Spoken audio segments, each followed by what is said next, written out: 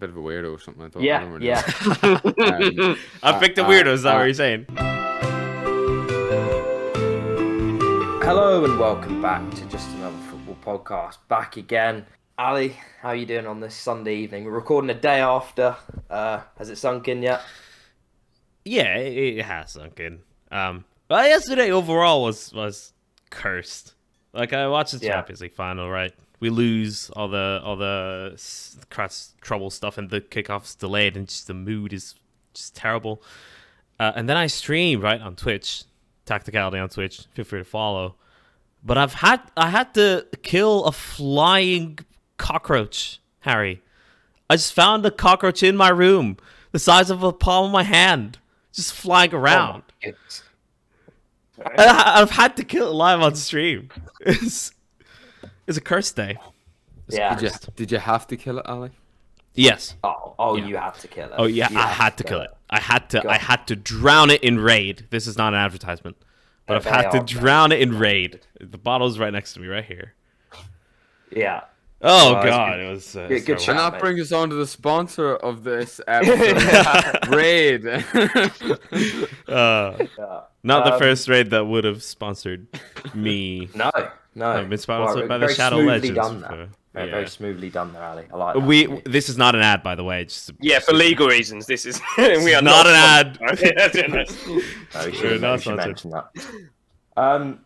Look, we'll talk about the game in a second, or sort of briefly go over it. But obviously, it's difficult not to acknowledge what went on before the game, and I don't mean the singer either. Although she was terrible. And her tweet after the fight was cursed. That's everything that's wrong with like performing talent at football matches. In fairness to her, though, I can imagine her being told like some PR bollocks about like, oh, it's such a big event, and like they all love it. It's like the halftime show. Well, she thinks they're going there to see her, whereas culturally it's different in football. Isn't it? They wouldn't have known I watched her do the interview with Peter Crouch before, and like she was like that was just such an awkward interview. The best bit was Crouch showing her the robot, but apart from that, that's a sign that it was pretty really clear awkward. that she wasn't on the right wavelength for it at all. And then that tweet, I think she just I wouldn't judge her too much on that, because I think she must have just been misinformed as to what. Well, I basically think people were booing because of what was going on outside. I think not because of her, although I didn't think she was very good, but that's just my personal opinion. But they were booing because I think there was a general feeling inside the ground that those outside the ground's best interests weren't being looked after, and they were just kind of getting on with it all. And then the sign up in the taste. stadium, the screen up on the screen that said blaming the fans, wasn't it? Blaming the fans, and then that it was just incorrect. It didn't go down well. So from everything we've read and seen from sort of second-hand sources, would suggest that the fans, but bar a few idiots, which, let's face it, we've all been to football and you get it. It happens. Part of the planning that goes into these events and the policing and security around them considers those sort of things. And so I kind of find it difficult to, not if we're going to get into apportioning blame, but like it would annoy me if that's the party line that's trotted out by UEFA when there's kind of a general, when they're looking into what went on here, when there's an inquest into actually what went wrong here. It would annoy me if, one, they lie and say people were late because they factually weren't from everything we've seen and read. And then secondly, if they make it about, a few people trying to gain entry, without a ticket, you can't apportion that to what actually went on. It's difficult for us to sort of speak about it, I suppose, because none of us were there. It's all kind of coming through. Well, none of us were there, but from what we've seen and what we've read, there's so much like credible sources, proper journalists that were stuck in the midst of it. I've heard like the amount of people that were like told either their accreditation was wrong or their tickets were fake. Andy Robertson's mates were told the tickets Andy Robertson gave to them were fake. It was fake. And he said that on the interview afterwards. So like it's just a complete sham and a complete mess. And like as you said, there's individuals that definitely made it worse, but the French police bit too heavily handed very quickly as well. And it to be honest with you, like it kind of marred everything that followed after. If I'm honest, that Champions League final, for all that went on, and Real Madrid win another Champions League. It's 14 for them now. It will be more remembered for what happened prior to the game, and that is a great shame, if I'm honest. Yeah, absolutely. Yeah. And the only thing I have to, I mean, Fergal summed everything up. Go watch the Redmen TV, their account on this. Paul Machin did a great video on it, and his own experience because he was with Chris Pajak and his wife. They were there together, so his account on this is great. Second thing is, I don't think France should get the privilege to host a Champions League final. Oh, well, apart from UEFA's fault and their investigation of what went on from their end and the fake ticket conundrum and people trying to get in, and they're part of the organizational problem. France shouldn't be allowed to host a major sporting event for the foreseeable. There was the World Cup in 2019. That was a complete shambles too. In terms of like crowd trouble and signage issues and accommodation issues and all of that. And it's like in France. What World Cup was that, sorry? 2019 women's. Oh, the women's. And then Euro 2016, there was obvious crowd trouble there and police just dealing heavily, particularly the English fans. Yesterday in the crowd at the end.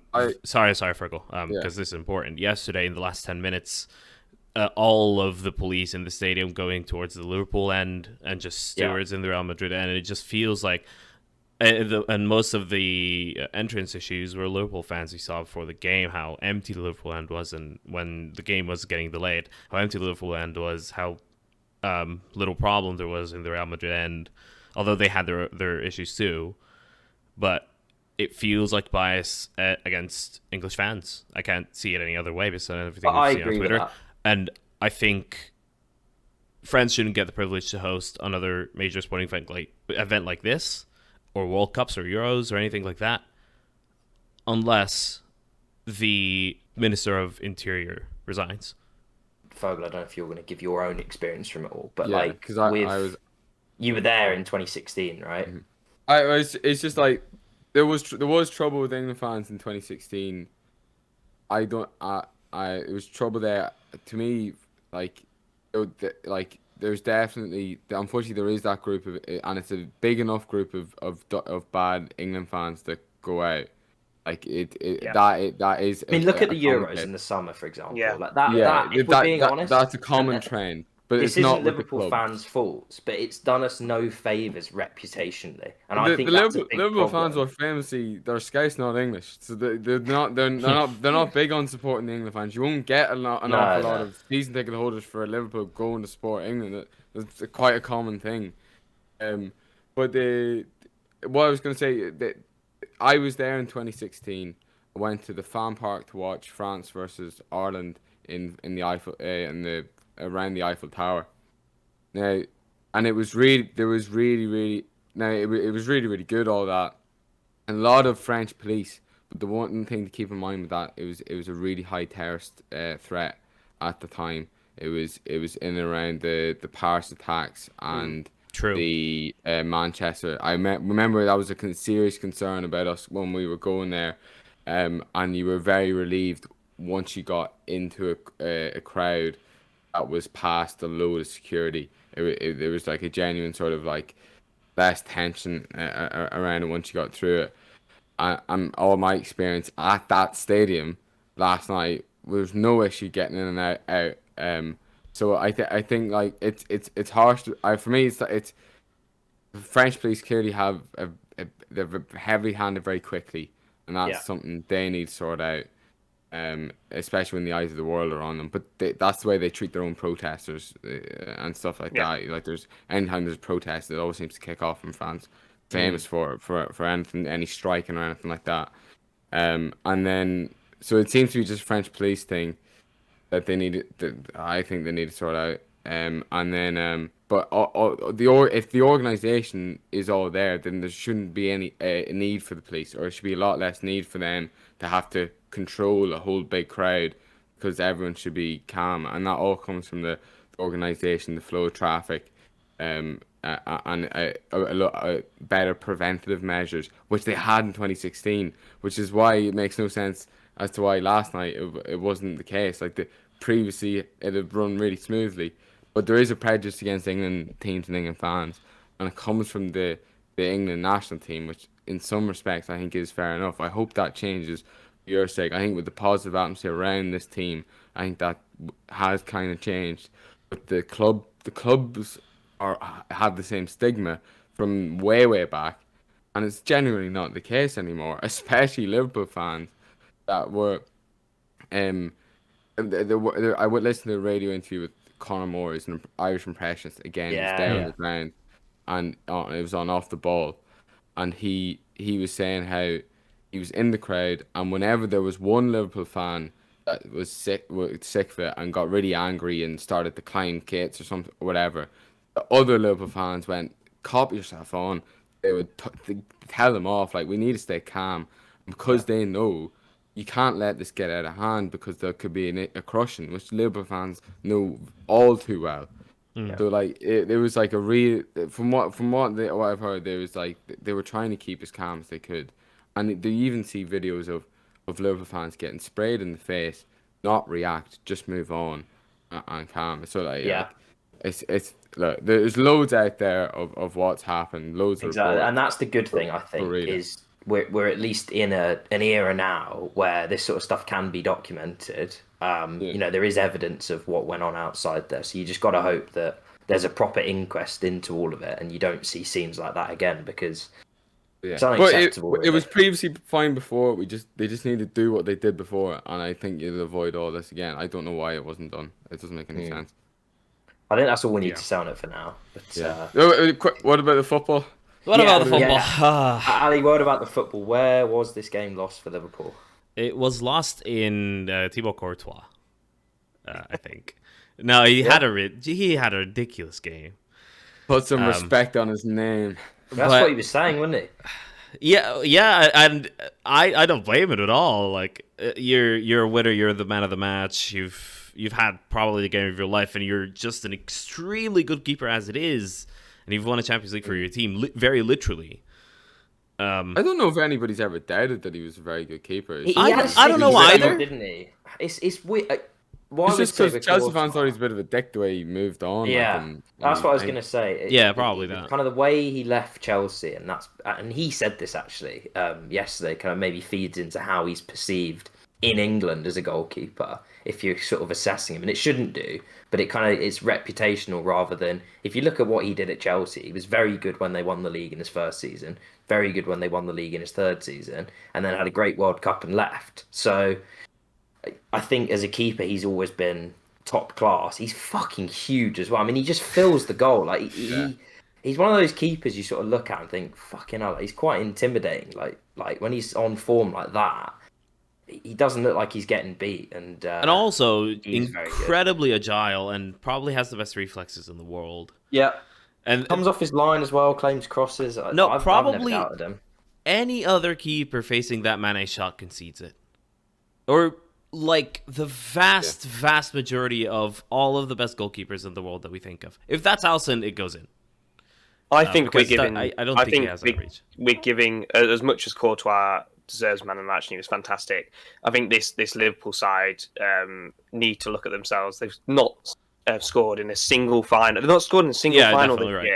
They waste so many chances. I was watching the FA Cup. You know what you did? You got it spot on, apart from the early goal. Apart from I said Benzema rather than Vinicius, but look, I do think Liverpool have a problem. I genuinely do believe they've got a problem with finishing, and it's not finals, not just finals. Within a you can't argue over the season, mate. It's got 100 goals. Yeah, I know, absolutely, but they could score more. Okay, I think the point is that yes, I would go as far as to suggest that when it comes to finals, I think you've probably seen a large enough sample size where they definitely aren't as clinical with their finishing. I mean, you look at the games they've played under Klopp in finals, bar Tottenham when they went 1-0 up with a penalty straight, and it was Spurs, let's be fair. They haven't scored in any of the other finals bar one. So, look, I'm not going to go as far as George and suggest it's a problem overall, because look at what they did in the league. They scored 90-odd goals. They failed to score in 2 league games, I think it was. Liverpool outperformed their XG in the league by 1. By 1. Yeah, but I mean, you can outperform your XG. That's not. Okay, but you're suggesting it's a problem. If it was a problem, surely they'd be way under what you're suggesting. Over 38 games, that's a large enough sample size to look at it and say, this is how many they should have scored. And they scored 1 more than they actually created or whatever. So I don't know how it can be a problem. In the finals, I get your point though, because in the finals, last night, annoyingly, the XG would have made me right. it was 2-1 basically on the XG. Yeah, it was. Yeah. And yeah, which I was actually surprised that Liverpool got as high as XG as that, because I didn't think the best chance of the game was that Vinicius Junior goal. There wasn't because we had 24 attempts on that was it, wasn't it? There was a load of shots way off target, shots from way out, they're blocked. Naby Keita infuriated me with that. That ballooned it. That was the best. I was watching on my own. I genuinely just yelled out "What the hell are you doing?" Which I don't often yell and scream in front of a screen on my own, but in terms of just looking at the XG and XG overperformance, I think George has a point, because in terms of overperforming expected goals, that's according to Understat. City 5.6, Chelsea 6.7. We're just under 1. West Ham 5, Leicester successful 12. Team who overachieve their XG. Yeah, but they did a few seasons ago when they got 99 points or whatever. Yeah, we did. That was very part of temperamental. why we got so many points, because we were breaking expected goal models. It was genuinely unbelievable, but we've lost that, and I think we need to address this in the transfer window. Sadio Mane is leaving, which quick is word a on problem. That. Yeah, we think we need to address this. We need to buy. I think we need a genuinely world-class clutch player that will score any half chance. I would not have a problem at all with buying Harry Kane. I wouldn't have a problem at all with buying. I think Conte will have a problem. Yeah, I think Conte will have a problem. Yes, absolutely. That's not going to happen, mate. I don't think Conte would be staying there. Happen. Conte wouldn't stay there if he wasn't given assurances that Kane's going nowhere. I think he would walk out the door. Yeah, and you also said clutch, and then you said Harry Kane, who's never won a trophy. So that's true. Can't quite. I mean, I do understand your point there. One of the world-class finishers. Yeah, I understand your point about finishing. I mean, it's interesting. I don't know if you saw the report about if Tottenham had missed out on top 4, you were looking at Son. I mean, I don't know how much truth there is in that, but he seems to break expected goals every season. So yeah, he does. I mean, you could probably do worse. A quick word on Real Madrid before we move on. I mean, I find them so hard to assess, because they just always find a way to win. I mean, it's brilliant. I mean, it's absolutely brilliant. There's something quite special about it. As much as obviously I know Ali, doesn't particularly like the organisation, there is something quite admirable about that spirit and about that mentality of just winning. Sure. Because it's not a fluke at this stage, is it? You can't fluke. No, it can't. That many games. It's in the DNA of the club. It's in that, and it's also got to give a lot of credit to the players that they've recruited. Then obviously they can make a lot of misses, but they've kept players like Benzema, who when he was performing with Ronaldo, he was massively underappreciated. And if they had sold him, you probably wouldn't have gone, they're missing out on a world class player here. These past 2 seasons, he's just next level. He's turned out to be probably one of the best, if not the best in the world right now. Yeah. He's been so good for them in the run to the final. I mean, it's interesting the way they missed out on Neymar, and then they went, we'll never miss out on another Neymar ever again. Yeah. And missed out on Mbappe. We're going to sign every Brazilian, but yeah. Someone said both Rodri and Vinicius have been massive for them. That's worked for them. And yeah, They just do it, and they just turn up, and they say they're gonna do it. The fans expect them to do it, and then it happens. They're just the top team for the Champions League, and the interesting point that all the journalists always make is like if we look if in 100 years time we look back at this period of the Champions League and around football, that people will be like, oh, this Real Madrid team, they must have been the most dominant, influential team in this 5 year period or 10 year period, or whatever. They're literally they just win. There's their football and identity is just being clutch and getting over the line. They're the embodiment of everything that's like bonkers but exciting and enthralling about knockout football. Like the best team doesn't always win. The best team, in many cases doesn't win, in fact. But it's exactly that. It's soft factors. It's immeasurables. They find ways to win. That they foster a winning mentality, and it's hard to argue with. It also helps, though, just to go on talk about the goal very quickly. Also helps when like two of Liverpool's best performers in Trent Alexander-Arnold and Virgil van Dijk both just seem to not know how to defend in that one moment. I don't know, like Virgil van Dijk, his position was awfully wrong, but I don't know what way he was trying to shape himself to do that. And then Trent, like, I'll say it, okay, and this is a preview to my team of the season. Reece James wouldn't have done that. That's all I'm gonna say. You're right. You are right. This is unfortunately Trent's mistake. Levi Colwell, on the other hand, might have put it in the back of the net, but yeah. Congrats to Nottingham Forest. Although they had those 2 penalty calls go for them, but thank God John Moss is retiring. Jack Colback, bless himself. Yeah. It was just such an obvious penalty. Good God. What? The one thing I'm kind of relieved about is that there aren't any outrageous offside. If anything, Real Madrid should be winning 2-0. If the rule is right, it's definitely the soul of the rule doesn't apply. If you know what I mean, it's subjective, isn't it? Does it feel like offside? The way it's written is a subjective interpretation in terms of what actually constitutes a deliberate action. You can't say definitively what's deliberate or not. But even so, Harry, I'm still confused how they came to that conclusion. Especially considering it hit 2 Madrid players before even two Liverpool players before even. Yeah. I understand the theory. I understand why they did it. It just doesn't make sense. Had it been a goal on field, it would have been allowed. I'm pretty certain. Yeah, absolutely. Because it was given offside in the first place. I think they just kind of thought, okay, in theory, this is offside. This could be this, or this could be offside. Yeah. Have you seen the clip of the talk about that the actual goal should have been offside because of Benzema? No, I hadn't seen that. It was a title.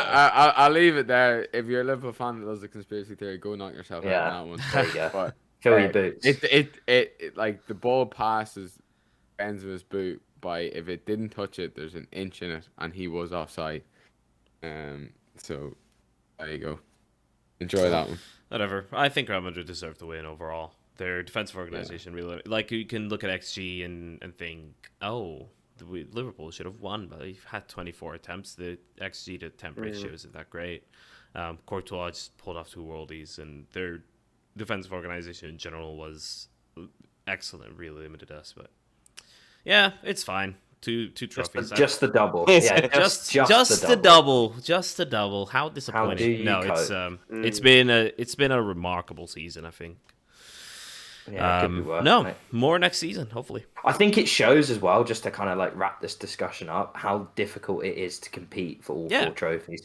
Yeah. And I was sort of looking at it because, like, people laud the treble-winning team of Man United, right? But if you actually look at what they did, they scored 2 goals in injury time. Yeah, they scored 2 goals in injury time to win the Champions League final. We battered them in the FA Cup semi-final, missed a penalty in injury time. They beat us in extra time. And then they overtook us with 1 game to go in the Premier League. That's how fine the margins are. That's how much, as good as you can be and as many world-class players you can have. Like, you do need luck as well. And maybe you could argue Liverpool had that winning penalty shootouts. But even then, it's fucking hard. As good as your team is, as deep as your squad is, as good as your manager is, you still need a lot of things to go for you. The margins are that fine, and they just come up short. But nothing to be ashamed of for me. I mean, look, how can I take the piss out of Liverpool? You could definitely take it like the quadruple for Liverpool, especially how close they were, as you say, Harry. You could probably pick 3 moments in the whole season that either make or break the like split second things. That's how close it is. That either make it or not. Yeah, and that's how fine the margins are. But no shame, Ali, in a double winning season, playing every game. Not, yeah. And well, onwards and upwards would be good next season if they can better this season. Would be quite impressive. But it'll depend on the transfer window because I'm quite worried. But we can talk about that another time. Plenty of talk to come on that. Absolutely over the summer. For now, we'll move on. Put the jingle. Yeah.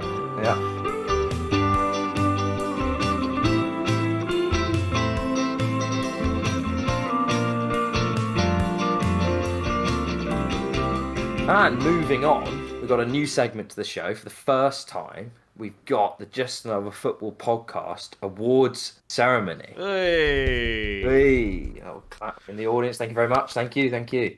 So, we've got plenty here. Starting off with our teams of the season for the Premier League. Now, there is, there is some continuity across our teams. So we'll start with the goalkeeper, where we've all picked Alisson. All right.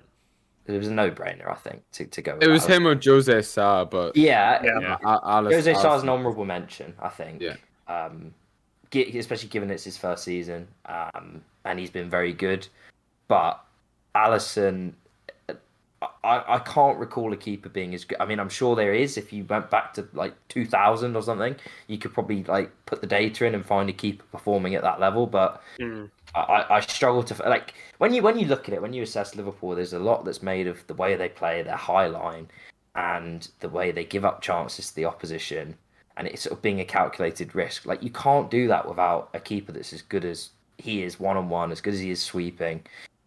He allows them to play in that way and continue with it. So I can't praise him highly enough, really. He's only won 1 trophy this year, though, because Callagher won the other one. That's true. That is true. So if we're going with trophy logic... Could put Goveen Keller in. Yeah, Keller's in there. Conceded 10 penalties or in the process or whatever. No. Yeah. Okay, so moving on then, at right back, I'm interested here, because me and Ali have both gone with Trent. Fergal's gone with Reece James. And then, George, you've gone with Trent, but I'm surprised. Do you want to make a late change? I thought you would go with Reece James. He's scratching his beard. No, well, I'll tell you can call it a beard. I meant the chin. I just don't think I can, just simply because he didn't play enough games. Had he played 5 more games, it'd be a no-brainer, an absolute no-brainer. Or if he'd won anything, that's an interesting reason. He did win. Won one of those cup finals. Yeah, okay. If he'd won one of those cup finals, like say you'd done the double. If we had won the Champions League, I think you'd make the case, and I think Trent making that mistake, that because it happened so recent as well. Yeah, that came into my head, and I was like, Reece James has been brilliant. I kind of knew everyone else was going to go Trent here, so. But Reece James, I'm pretty sure he's got the same goal contributions as Trent does, having played 1,000 minutes less, and he's just more of an all-rounder. And he's probably one. He's now up there for one of the world-class players that Chelsea has. I think he would get into most sides, or be debating as to if he gets in ahead of someone. So yeah, no, really. Trent's fair enough to get into our team. Yeah, it's not bad. I think whoever you go with, it's a fair enough shout. I think I went with Trent because he won 2 trophies, as we said. I mean, they were on for the quad until last week, so it's difficult to argue with that. And then moving on, so 3 of us have Matip, 3 of us have Virgil in here. Now, George has gone with Guehi and Matip. And then Fergal's gone just to be different. And Fergal's gone with Van Dijk and Thiago Silva. I'm interested with the Thiago Silva shout. I think he's just been probably Chelsea player of the season this year. Yeah, I think he's been brilliant. 1 or 2 poor games, but neither of which I think were solely his fault. And I think he's just been fantastic. He's absolute Rolls Royce. Like it's not a bad shout. It's not a bad shout. And then George, we're going with Guehi. And any Chelsea bias there? I don't know. There were moments in the season where I picked Matip over Virgil van Dijk, where Van Dijk just didn't. I don't know. He didn't impress me as much as Matip. Matip really controls and charges out exceptionally well, making tackles and blocks. I think there's value. There's value in Virgil van Dijk's almost reserved defending. That's why he never gets dribbled past. It's why he's so consistent. But with Guehi, I think he played in a team where he really controlled that back line. And one of the surprises of the season, I believe he won Young Player of the Year for Crystal Palace.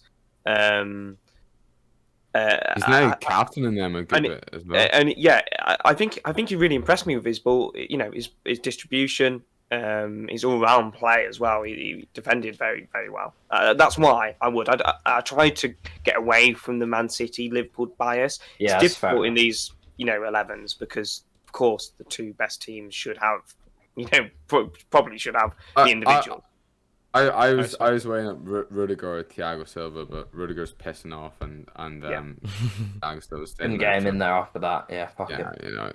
Right, let's move on. I want to move it on a bit quicker. So left back, three of us went with Cancelo. George went with Robertson. I honestly, I think you could go either or here. I just wanted to break mine up a bit and put a non-Liverpool player in there. Otherwise, it's a Liverpool back five. You can even go with Cancelo right back and Robertson left back if we just off in.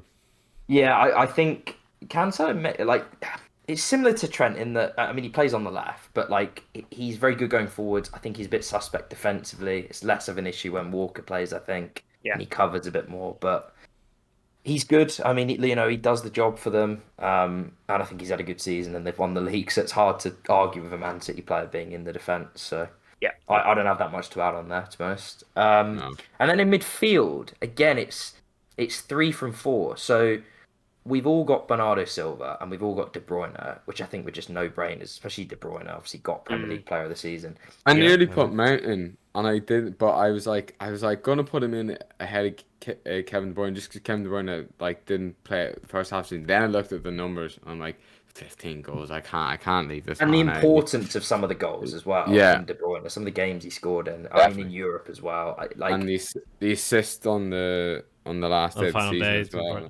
Gundogan. It's difficult not to put the Premier League. I didn't agree with him winning it, but when he's won Player of the Season, it's kind of difficult not to have him in the team. And then I think defensive midfield, I struggled a bit more because I didn't want to put Rice in particularly. I think he's horribly overrated. Yeah. I thought you might like that one, Fergal. Mm-hmm. And it kind of sort of came down to Fabinho or Rodri for me. Both, I went with Rodri. It's either or. I think I've typoed it here because I did actually put Rodri in mine. It says Fabinho on the dock. I think Fabinho's not quite been at his levels in the last few months. I don't know if Ali agrees. I put Rodri just because he strikes the ball. He's some nice good for a goal, isn't it? and that's what stuck in my head when I was trying to pick between the two of them. Fabinho kind of did that a few seasons back. Against Man City. There was a goal against Man City. There was a handball shot in the area, although it hit Bernardo. It should have been it should have been a penalty. No, it shouldn't have been because it hit Bernardo's hand first. Anyway, it was a real toss-up because Fabinho in our defensive midfield is vastly superior to any other option, and him being there just helps us out in other areas in midfield, and therefore other areas in attack, because Henderson is our best right sided midfielder option. So you lose that because you have to play Henderson DM. That was kind of part of my thinking when I put Fabinho in there. It's a real toss up though. When it comes to just metrics, Rodri just has produced more than Fabinho. I think it's fair. I think and he's won the league as well. He's won the league, yeah. Scored a goal on the last day as well. Scored on the last day. Scored on the last day. Goal. Yeah, it's a great goal.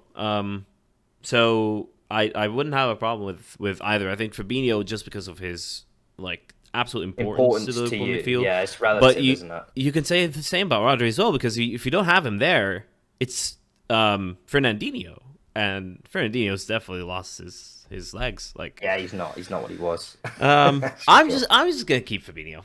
I'm just gonna keep Fabinho just because my other two midfielders are Man City, so let's have a Liverpool player in there. Let's break it up a bit. That's fair enough.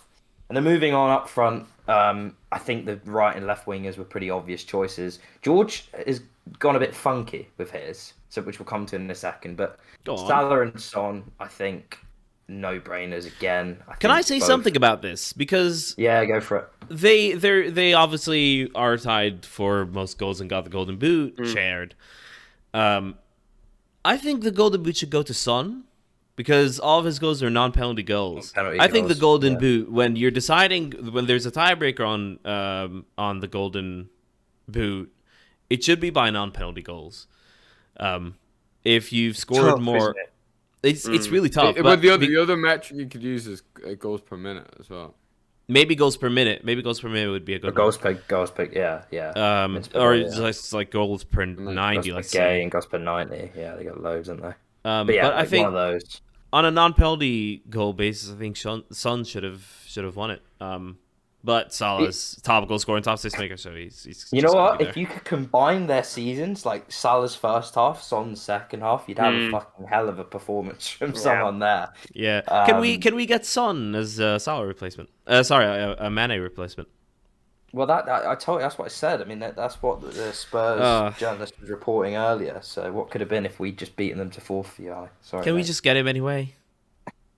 I don't think he was foolish last summer and signed a new contract. He's going nowhere, mate. Levy's got him chained to the table, mate. He's going absolutely nowhere. Devastating. Now the striker for me was the most difficult one to pick. Yeah, because I hate Kane and refuse to pick him if I don't have to, and I didn't think I had to off this season because I think until December he was pretty awful. Yeah, true. And then after that he was very good, so I sort of begrudgingly. Vogel did pick him, which I'm not going to argue with. I just don't want to do it myself. I'm waiting to hear someone say a name. It's hard, and that is the problem. It's actually difficult. It's actually difficult when you look at out-and-out strikers in the Premier League this season. The only one that's outscored him is Ronaldo. And Ronaldo is an interesting one because you actually look at what he's brought to the overall team and how they've changed since he's come in. I find it difficult to pick him, not because he himself, and especially given his age, hasn't been superb. To score 18 goals at 37, you can't argue with that. But it's the consequence of signing him and the input to the team hasn't been an overall positive one, and so therefore I sort of had to put Mane in because I thought and he's not even played up front for the entirety of the season. Even that, it was a bit of a dodgy pick. I would say Son's more. I would put Son. Well, that's what George has done. George has put Son up front, and Ali's gone with Vardy, who, when he played, was great, but he just didn't play a lot. He missed a lot of minutes, and again, Leicester were pretty awful this season. So it's just not an easy one to pick someone. Basically, he's had 20 starts, which is decent. He just over 20, half, though. Just over 20 90s. He's tied on goals per 90 with Salah, 0.75. Both are on top. Actually, Human Son has less goals per 90 than Salah. And then when you look at expected goals, and in terms of, we talk about overperforming that, Jamie Vardy is 21st for XG per 90. For XG overall. XG per 90, Jamie Vardy is 13th. He has 0.47 per 90, and he scores 0.75. And is he outperformed or overperformed? He's overperformed. Overperformed by a mile, remarkably. Yeah. So that's kind of part of the reason why when I'm looking for an out-and-out striker, and when I do those teams of the season, I kind of like to do like realistic ones. Although I could have put like Salah striker, but he's not really great at that, in my opinion. So yeah, I just went for basically the best finisher. Yeah, it's fair enough. Can't argue with it. So. As you can see that, there's a lot of continuity in those teams, and then there's a few. Is there anyone else you guys would throw out for the entire 11? What was George's team? George's other one was Bowen. So George had Bowen on the wing, which was the other shout, which none of us had, and he put Son up front. Yeah, I think West Ham season and Bowen really sort of catapulted them in a lot of games, a lot of game-winning goals as well. I just feel like it would have been harsh not to have him in, considering how poor, or have we got poor strikers? Have we just got strikers that are, of the same ability? I don't know. It's just less influential. The game's changed. Yeah, it's a less influential role. There's no clear winner for me. So I thought Son down the middle. I don't think that's unreasonable. I mean, happy for commenters and tweet me saying he's done it a couple of seasons ago whenever Kane wasn't about. I think that's fair enough. Yeah, that is fair enough.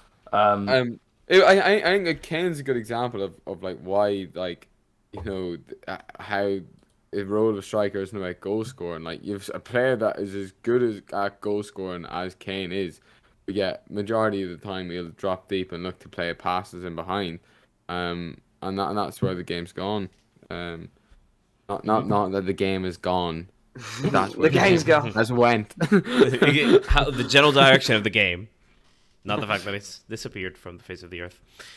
Yeah. Okay.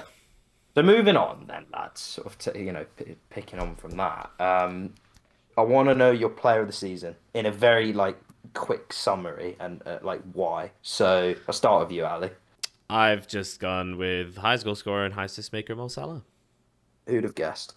Same. Thank you, George. Son. I mean, just overperforming XG. I went with Alisson. I went a bit more left of the field, as I said. I think I like that. His goalkeeping performance this season. I mean, goalkeepers never get it, first of all. Yeah. And I think the way he's performed, especially since Christmas, and how much Liverpool relied on him, I think he's been exceptional. So he would be mine. But he didn't even get nominated by the Premier League. So maybe a bit of a rogue shout there. Manager of the season, Ali. For me, it was a toss-up between Klopp and Thomas Frank, but picking Klopp would be, first of all, boring, but second of all, just to acknowledge Brentford, who we'll get on to Brentford later on in another award, spoiler. It is remarkable, their kind of outperformance relative to how they should have done given their budget, and to be able to get that much out of this kind of player on such a budget is kind of remarkable, and also given the fact that they've underperformed expected points, going to understat anyway. Yeah, they're 7th, I think. Yeah, 1, 2, 3, 4, 5, 6. They are 7th. Yeah, which is third. They finished 13th. They've had a stinker. 13th and finishing 7th. Unbelievable. 10 less points than they should have got, apparently. But no, they've done remarkably well for what they should have, really. Any other team with that kind of budget would have gone down. So I'm just going to give it to Thomas Frank, so I'm not boring and just picking. That's fair enough. Speaking of being boring, I picked Klopp. Just because, I look, people can break it down into trophies being binary, either you win them or you don't, but I do put stock in. You get to the final, you've done well, especially managing the load is so hard to win everything. And the fact that they were even in the conversation until literally the last 2 games they played this season, you've got to admit it's impressive. Despite the fact, as you said, they didn't score in the finals, they won them on penalties. I get that. I do get that. And that, if you're looking at them and you're looking at what they need to improve on, I mean, the high standards they hold themselves to, I'm sure that's something he'll be aware of. But I think it's a no-brainer to pick Klopp, to be honest. George, I mean, I went Pep. It's really difficult. Premier League Manager of the Year for me is Pep. Is it Manager of the Year? If it's Manager of the Year, then I'd probably go David Moyes. Although his semi-final sending off really sort of put me down in his estimation, and that's why I've also not considered him for Manager of the Year, Premier League Manager of the Year. Sorry, I mean he's done really well with that team. I think we do overlook West Ham's achievement. I think we overlooked them though because of last season. I don't disagree with you saying that they've overachieved this season. Consider they've had to manage Europe, Yeah. But they're similar to Arsenal in the sense that they just play the same 11 every week. And like when they have had injuries, that's ultimately what's cost them. I think their strength and his strength and what he's been able to foster has been continuity. You know the 11 pretty much when you go to watch West Ham. Yeah, absolutely. Yeah. Look, they've had a good season. You can't argue with, they're massively punching above their weight to be in a European semi-final, be in with a shout of top 6 all the way to the last day. I mean, it was in their hands. If they'd beaten Brighton, they would have finished 6th and probably deserved to finish 6th over, the team that did end up there. So I can't argue with that. And then Fergie, you went Klopp, didn't you? I went Klopp. I was tempted. I don't know, something about Thomas Frank, a bit of a weirdo or something. I don't really know. I picked a weirdo. Is that what you're saying? And Klopp, I was like, I don't really like him because again, after the he's got a lot of redeeming factors, but when he loses, he's bloody horrible. He's horrible, and he was horrible in the post-match interview yesterday. And I was like, I really don't want to pick him, but but the thing is, could I justify Pep the fact that they've in the league they had a challenger as good as Liverpool and managed to get over the line? I was like, but with the season Liverpool's had, come so close, it has to be them, and it has to be him, and I feel like so much of that Liverpool team is pushed by him, and he's at the heart of it. Yeah. Well, you name me a good loser and I'll name you a loser, mate. I mean, you see all these top managers, a lot of them are quite spiky after they lose, I've got to be honest with you. I mean, Tuchel was blaming the bloody pitch. So, it's... worse than Ty. Sorry, mate. Worse than Ty. Oh, worse than Ty. Oh, God, yeah. Yeah, it was raining. It was. I just realized we forgot young player as well. I have to say, not just because I'm biased, Foden winning it for me was a joke, if I'm honest. Yeah. Absolutely. Look, Saka's had a great season, and I would pick him. His numbers are good. They're not outstanding. But basically what you don't see, and Robertson said this the other day, I don't know if you saw it, Ali, talking about his best performance of the season was against Arsenal when he, had Saka in his pocket, basically. Because, and he said it and teams know this, when he plays well, we play well. When he plays badly, we play badly. Yeah. And that, he played every game this season for us, all 38 games. I think he was a sub in a couple of them because he was carrying a knock. He's carrying the club at the moment. It's so important that we get him on a new deal because he is the forward line. Like, when he doesn't perform, we don't perform. And, it's a lot for a 20-year-old, but I can't speak highly enough of him and kind of what he's contributed to us. Not saying Foden's been bad, and obviously they won the league, we finished 5th. Like, I get that. He's a bench player. You're just talking about who's being tasked with more for their respective team, there's absolutely no doubt, in my mind, who it should be. Yeah, absolutely. It is Saka. That's my choice too. I went with Guehi. I thought for a young defender. Yeah, younger defender to take charge like that, I think pretty impressive. No count. They deserved. I think you could have named any of them. Deserved it over Foden, if I'm honest. But that's just me. Did you have anything to add, Ferg? I don't know if you were just sort of frozen in place there. I can't even remember who I put. Saka sounds good. Yeah. Go with him. That's good. I know Gallagher. Elise looks a baller. Yeah. Honourable mentions for sure. I think Gallagher's not the worst shot. He cooled off a bit towards the end, but he's probably tired from all that running. Saka's incredible. Yeah, it's I think I would have had Saka definitely over Foden. Let's move it on. So, surprise, we've got underachievers, overachievers. We've sort of spoken about overachievers. I think we roundly agree on this, right? It's Brentford. I don't think, definitely. And we've sort of spoken about. But you said West Ham, didn't you? Yeah. But we've sort of already explored it in the sense that what they did juggling Europe, and then Brentford. I think. Look, we said this at the start of the season, didn't we? That they were kind of the unknown package per se, and it kind of could go either way for them. And I wouldn't be altogether surprised if they were relegated next season. And I'm not saying that they deserve to, but like they were on a bad downturn. And I was looking at them at one point going like they can drop into this relegation 100%. Battle, and it was the Eriksen transfer which was stroke of genius. Yeah. And that made the difference for them. And then they've played better football since he came in and got safe to safety relatively easy and But yeah, I think they'll make more good transfers again and they'll build upon it and their tactics are quite pragmatic to get through the season as well. So yeah, I can see them staying up easily. Oh yeah, no, I'm not saying I think they will get relegated. I think my point was more that if you're looking at them as a club and what's realistic for them to achieve, if they were relegated, no one would be saying, "Oh, it's a disgrace," Yeah. and it tells you how well they've done. And as Ali said, the underlying metrics are good. They've not fluked their way to where they are. If anything, they should have done better. So and can't argue with it. I just wanted to add an additional layer of context to all of this, and it's financial, and I kind of brushed over that in terms of the squad value. And James Alcott did a great video on this in terms of the price per point, like the price of Premier League points, how much they've accumulated. Brentford spent £300,000 per point, and to put that in context, Man United spent more than £3.5 million per point. Like, they're the highest. So that's remarkable what they've been able to do, and I'm sure they're going to improve this summer with signings that you've never probably heard of, but will be I'd never heard of Christian Eriksen before he signed. You never heard of Christian Eriksen, have you? Who's he? Well, as you know, we're in sync here. Ali, you've sort of led us on quite nicely to the underachievers. You just mentioned their spend per point there. I mean, there's only one team, isn't there?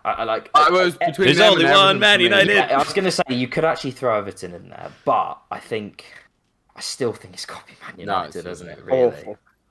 Awful. You know what? Just be different. I'm going to throw Everton in the mix. I think Everton are a nomination. I honestly think I was thinking about it, and then I was like, the signings were a joke. The talk. Yeah, you're absolutely right. Even by myself, but they were full of confidence. Gary Neville was giving it the big one at the start. Gary Neville said on Sky Sports at the start of the season, talking about the Premier League, is like, we've got the 4 best teams in Europe, like including them in that. And he wasn't wrong. Theoretically. No, I think he was wrong. I never think they were as good as what people thought, but admittedly, I didn't think they were this bad. 58 points and 0 they should have got the goals. top 4. They should have. Well, they should have been. Look, they should have been in competition for it. Let's be honest. It was 71 points. You spent 100+ million in the summer. You've signed Ronaldo. To not even it's a low hanging fruit, and they didn't even compete for top 4. It's embarrassing. It's shameful. It's the worst. I think it's the worst season relative to expectations, probably from a big team ever. Name me a worse one. Maybe Chelsea in 15-16, but even that, everything just fell apart there, and then you won the league the next year. I can understand that a bit more. Whereas this, they're just bad. It's just rotten. It's awful. Yeah, rotten is rotten to the core. Absolutely. And Ralph Ranier-Cleaves. And Ralph Ranier. Yeah. All of that. Well, let's come to that in a minute, because trust me, I've got it lined up. Don't you worry. Right. Okay. Right. Signing of the season. We've already sort of met. I mean, I would go Eriksen. Kind of what we just said easily. In terms of what Fergal said about they were sort of slipping into the relegation battle, and then they've brought him in. And as much as I don't like to pick an ex-Tottenham player, for him I'll make an exception. Look, their form has markedly improved since he's come in, and they've got themselves to a point where they were well out of it by the run-in, and that was where they needed to be. So also on top of that, obviously the Premier League invented an award comeback of the season. I mean, Eriksen having a heart attack or cardiac arrest 6 months, 8 months before joining Brentford. That's incredible. It's Lazarus. He's unbelievable comeback of the season. Yeah. I literally didn't know what to go for this one. I was kind of thinking of the deal itself as well, but Eriksen on a free is incredible. But Kulusevski, the impact he's had, they wouldn't have made top 4 without him. Yeah. Diaz, but I to me, in terms of the impact, I don't think Diaz has had a big an impact as some of the other players that are on this list. Sa for Wolves, I think he's right up there in terms of that. Yeah. Dawson was 2 million for West Ham, which, considering he's been their main centre back, is pretty good. Elise was only 8 million. Yeah. And there's already, I think that in terms of just business, I think he's been the best. He didn't really start for a lot of them, but I think it's Mark Way. And then Mark, It was It's 20 cost a lot, million though, though. so it was like You'd expect, you're expecting for that money, you're expecting that sort of performance. It's 20 million for Crystal Palace as well, so that's like it's a bit. It's more money for a bigger club. Yeah, Cucurella is the other one I have. Great shout. Yeah, that's a great shout. Pick one. Great signings. But yeah, so if I had to pick, you got to pick one, Fergal. I'll go Sa. Yeah, like fair enough. Great business and they'll turn a profit. But the only bad thing for Brentford is he's his contract's done and he'll be off to another team. You know that haven't kept Ericsson. All right. I am very torn about this, and Fergal's thrown the option of Jose Sa, and you actually think, I just completely forgot about Jose Sa that in terms of him being a new signing for Wolves. Yeah. But for me, it was between Kulusevski, 13 goal contributions and 14 appearances, 1490s. I mean, is just it's just fantastic. Well, he definitely helped them into that.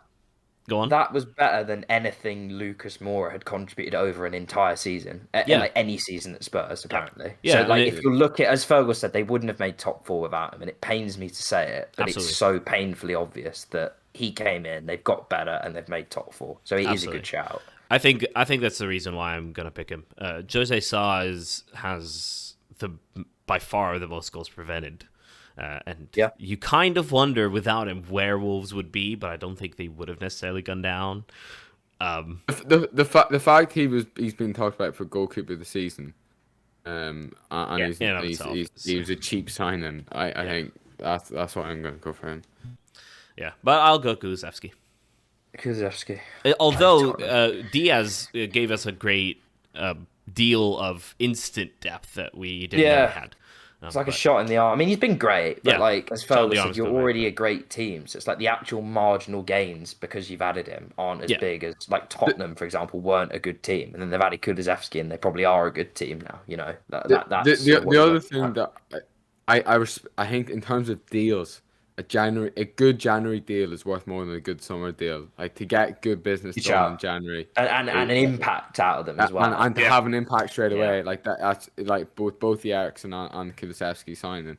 It's much harder to do than a pre-planned summer transfer window. Yeah, the time to bed in, all the rest of it. That's a good call. That is a very good call.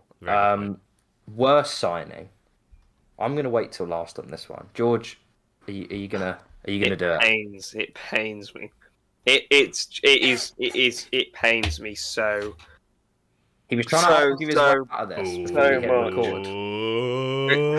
bargain. He was trying to rationalise, and we just weren't having any of it. But in reality, it's got to be Cristiano Ronaldo. I mean, he's taken them from second. No, I'm joking. It's Romelu Lukaku. Just the money spent. I'm not. However, he will come good next year. And so it's a worse signing, which next year will turn into the best signing. So signing, I don't know if it can turn into best. Well, I don't. Well, just turn into a marginally less terrible one. Retrospectively, it'll turn into a great signing. Any argument on that, Fergal? I mean, I assume you picked someone else, but can you argue with Lukaku being thrown in there? Can I put Werner in again? Yeah, yeah. Can I? Is that allowed? No. Sol Niguez was another. Oh yeah. Oh god, yeah. The amount of money we're paying for the fact that it's just a loan, he was useless, and it ended up his minutes were given to Loftus-Cheek, who was performing better than him. We could have just had Conor Gallagher, and instead, obviously, you missed out on Conor Gallagher having a great season. It's helpful for his development, but no, it has to be Lukaku. Jack Grealish is the other one, but I still think they won the league.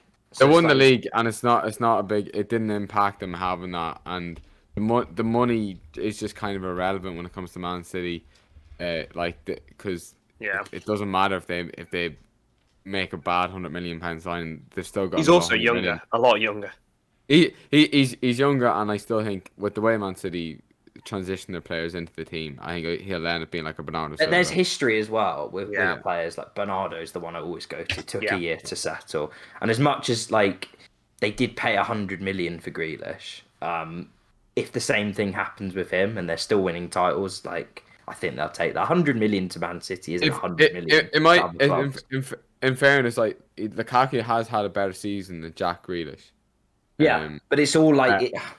So if it turns out, retrospectively, if this is what Jack Grealish at Man City amounts to, and this there's a conversation. But the thing is, then it changes. But I think you've got to consider firstly like what was expected of Lukaku. Yeah. And secondly, obviously what's happened with Man City. They've still won the league, even if Grealish has been a disappointment because their squad is what it is. They've still been able to play other players and win games and ultimately win the league. So he's in the conversation. To finish on Lukaku, that interview, I mean, enough said. That is. Ali, have you got one to add into the mixer for us? Nope. Still going Lukaku? Yep. Cool. I tried to do this seriously, and I put Raphael Varane. I know he's been injured, but I think Man United have been appalling defensively this season. So you've got to have him in there, seeing as he's billed as Champions League Varane before he came in. Really disappointing. But then, and I saw Fergal jot this down, and I've stolen it. Ralph Rangnick. I mean, we said this on the podcast where we spoke about him. Worst. What did we say? Like worst, biggest disappointment. He's also worst signing. Yeah. Worst signing. They signed him in November. They got him in mid-season. You're looking for an instant impact. I mean, he's been a disaster. The news that came out today about him not being kept on as a consultant for the 2 years or whatever it was agreed. Cherry on top. Manage Austria. I mean, but I knew it. I knew that was going to happen. I mean, I'm not saying I knew it was going to happen this soon, but it was so obvious that once they let him take that Austria job, no, if you're serious about someone going in and doing a job at your club, you don't give them 6 days a month and let them do other jobs on the side. I mean, it just doesn't happen, does it? And I think that's reflective of what's gone on. And it tells you a lot about Man United that they hire a director of football, make him manager. He does a bad job as manager, falls out with everyone, and then they don't let him do the job that he's probably more qualified to be doing in the end. And it was like they tried to sign like an interim coach, which I totally get because I still thought it was a good decision not to go out and get a manager straight away. Like, could have got content. I think that could have worked out. But I think it was better for them to like wait for the managers available in the summer, which they're choosing between Pochettino and Ten Hag, which I think are more suited to United and what United want to do. So like I thought that was good thinking. But then like to go for Ralph Rangnick and I thought at the time was like I can see what they're trying to do here. Like if they have him as director of football, which they're lacking that figure, and he's done it, and this actually works out, then great. It makes a lot of sense. He's been terrible manager, like a head coach. But it sounded good. It sounded good on paper, didn't it? It was very PR, like clever. He's going to come in and he's going to. But now it's a terrible decision because you sacked him, and it's like a complete waste of time. Totally point. Yeah, exactly. Waste everyone's time. It's like whenever there was managers like Valverde, who like a pragmatic manager that could have came in, or like that's just someone off the top of my head. There was other. He was being rumored, But better managers that probably would have taken a 6-month stint at United and been happy enough with that and just gone for it. Shows you how little respect Ten Hag has for him and how little influence he actually genuinely had. I believe in a lot of decisions moving forward. I mean, what did he do? He's not so happy with Ralph Rangnick, but he's like, Steve McLaren, come on board, son. You're my man. That shows you where the ranking is. It's not a great compliment to him, is it? Shambles, absolute shambles. There's plenty to be discussed on Man United this summer, but we'll leave it there on that for now. Not wait. Just quickly to finish off, then, guys. On a more personal note, I want to know what your goal of the season, first of all, is. Don't all go at once. Salah against Man City in. Understandably. 2-2 at Anfield. Yeah. I initially had Lucas versus Newcastle, but that Salah versus City goal is just disgusting. A big moment as well, so it's got to be Salah versus City. I'd agree. My honourable mentions for myself were the Ziyech goal versus Tottenham.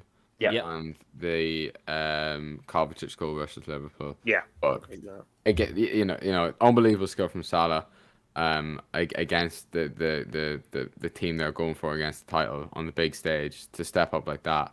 It makes it more special. If there's a Salah goal to win the Puskas, that should be it. It was a good shot. Yeah, it was a great goal, that one. I mean, all of the above, like, honourable mentions for me. I mean, Salah probably is the unbiased one. My biased one is Lacazette versus Southampton. Yes, Lacazette did score a goal, which wasn't a penalty. Well I do like a team goal, actually, from front to back. I mean, we do piss about with front it at the to back. back. But it is Arsenal nice. has some of the best down the years. They have some of the best ones of them. And that one was like, it's well up there in terms of a passing move. I do like those Was goals. the one against Norwich?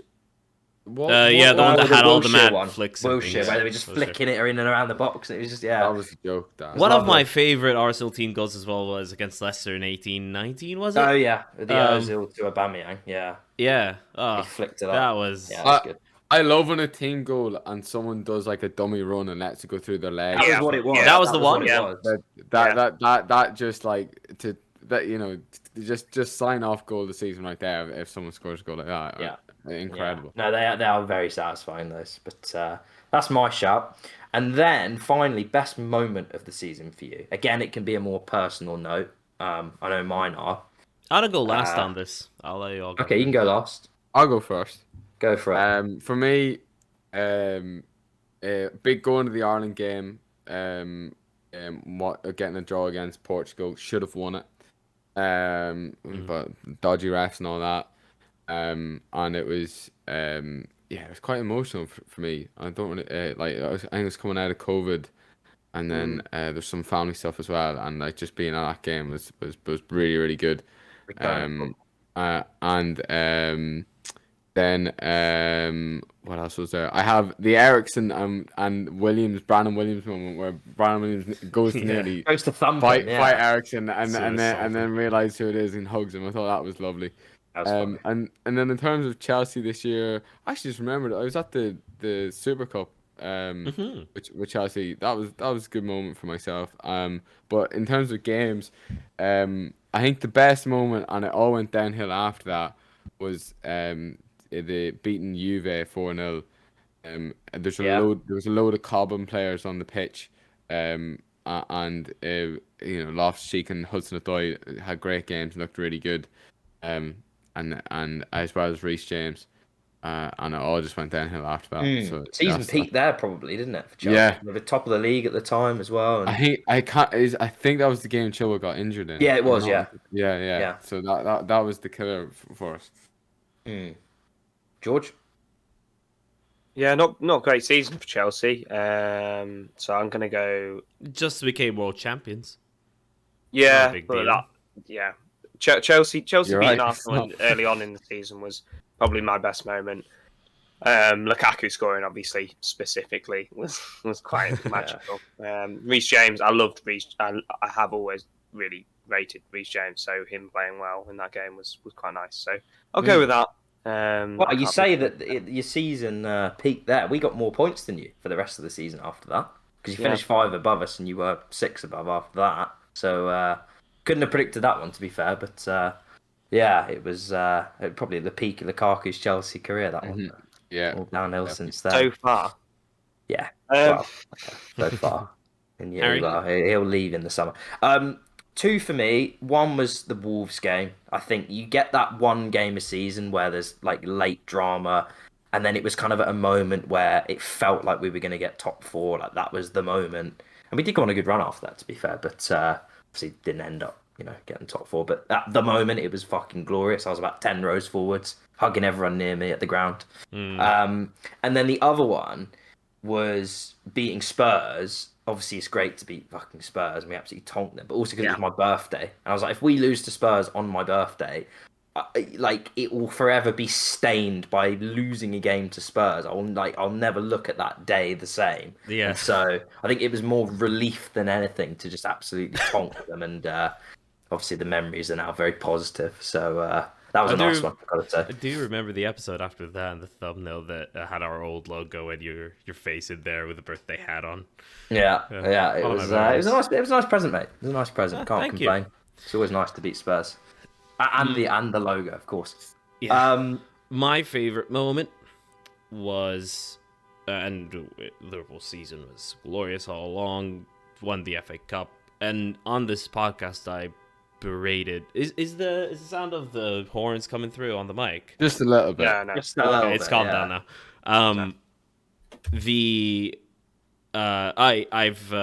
I've berated the Carabao Cup before on this podcast, I think, and my long-standing opinion on it was, what are you really champion of? Because there's the FA Cup there already, and I think we just football would be better if we can do away with the Carabao Cup, because it's just an additional game with the Carabao. It just makes people. I know, George, you're shaking your head. I know, I was a fool. There was family stuff around that time, and we had a bereavement, if you remember, just a few weeks beforehand, and that was the first kind of burst of happiness, I suppose. Afterwards, I've never been happier to win a game. I've probably never been happier in a moment when Kepa missed that penalty. That's if not my favorite moment ever watching a football game, it definitely is my moment of the season for sure. Yeah, understandably so. Can't argue with that. That's what football can do, provide you solace at difficult times. Ugh, Okay, yeah, 100%. absolutely, superb. Ali, you want to do your favourite player outside of England to finish? I wanted to give a shout for the other for the other leagues, and understandably, we don't cover the other leagues a lot, although we do. We did a lot about Serie A this season, specifically because of Tammy Abraham. I want to give a shout for Raphael Liao, who has been my favorite player to watch outside the Premier League. AC Milan obviously won the Scudetto. Raphael Liao, this feels like a kind of a breakout season for him. It's the first time he's genuinely starred. I wouldn't be surprised if he moves for 50 million plus. He is this good. Last day of the season, title's on the line. You go away in a really tricky game against a very, very good Sassuolo team, and you just provide 3 assists in half an hour. And his performance just all season been remarkable. He's a very aggressive dribbler. His pace is remarkable, and the way he kind of uses his body to get past his marker is great. If you ever next season, if he stays at Milan and he's used in that kind of way again, do try to watch an AC Milan game. It'll be interesting to see his combination with Divock Origi, who's apparently going there. We'll see. But no, it's Raphael Liao by a mile, and I just wanted to give him a shout while we were doing these awards. No, it was a good shout. I don't know if you guys had any more to add. Mine would be Benzema, because I barely watch any European leagues, very unprofessional. And secondly, because you've seen it's difficult to remember. I'm sure there has been, but a player contributing as much singularly to a Champions League campaign as he has done, just coming up with the goals time and time again. So because of his performances against Chelsea, it probably won't be Benzema. But I do completely appreciate that. I'm gonna have to go with stealing Fergal's thunder. Tammy Abraham. He's just something about his character. I think is just lovely as well. It's not every Chelsea player that leaves, every Chelsea graduate that leaves, is looked on fondly. But Tammy Abraham has sort of conducted himself with a bit of grace. If I could say Jose Mourinho, but he's not a player, obviously. It'd be Jose Mourinho. I still love him. Still always will.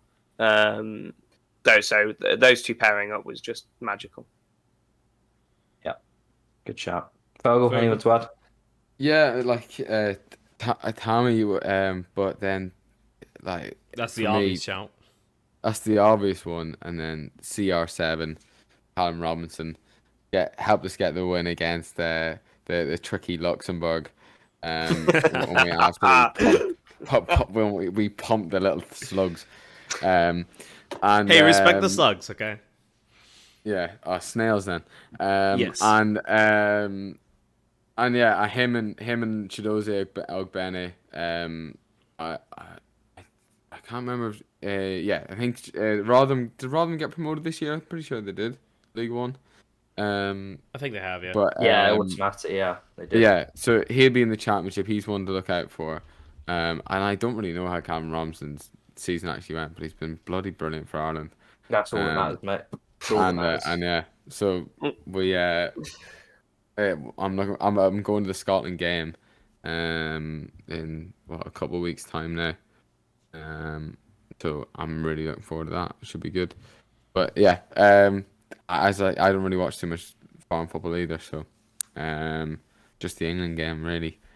I was like Benzema, but I'll go for the two Irish lads. Obvious choice, isn't he, Benzema? No, good on you for going left of field. I like it. Cool. Well, all right. It's been a long season, lads, but we've made it through to the end. Putting a wrap on it. Plenty of a little round of applause. Thank you very much. Yep. It's been a pleasure to cover the season with you boys. Therapy at times for me after some difficult results. The Palace one in particular stands out. Just jumping straight on to record after that. Yeah, that was a low moment for me. I think if we did low lights as well as highlights, that probably would have been it. But it's been a pleasure, lads. Thank you very much for your company as always. No, it's been magnificent. We'll have some content coming out over the summer. Look, probably some more club-focused stuff. I mean, we still need to discuss it, which we'll do off mic, be a bit more professional about it. But there's a few clubs in particular that I think are good. You know, they're interesting to talk about and look at in depth. So hopefully we'll do a bit of that, as well as the obvious transfer talk, speculation that goes on during the summer window. So plenty of content to come over the coming weeks. But for now, thank you very much, boys. Pleasure as always. Pleasure. Thank you. Absolutely. Thank you. And thank you for listening. And we'll see you on the next one. Cheers.